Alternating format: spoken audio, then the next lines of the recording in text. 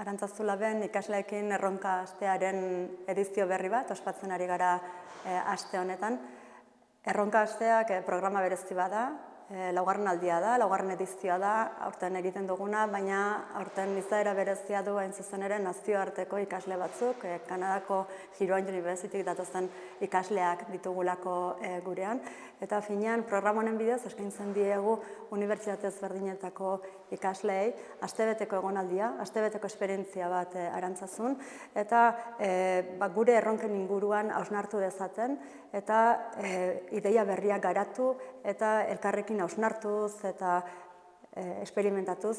soluzio berritzaileak proposatzen dituzte astearen amaieran. Beraz, esperientzia benetan positiboa da, aurten gainera esan bezala Kanadako unibertsitate bateko ikaslea ditugu eta baita bertako Euskal Herriko Unibertsitateko eta Mondragon Unibertsitateko ikasleak ere, eta guztiak demokraziaren berrikuntzaren inguruan, lankidetzazko gobernantzak eta batez ere gazteen ahotsak jasotzea nahi dugu,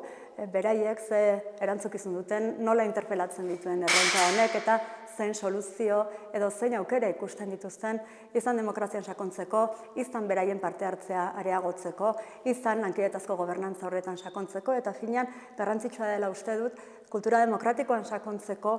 beraiek ere aukera izan dezaten kontzeptu batzuk barneratu, hausnartu eta metodologia berritzaileen bidez soluzioak edo aukera posibleak proposatzeko.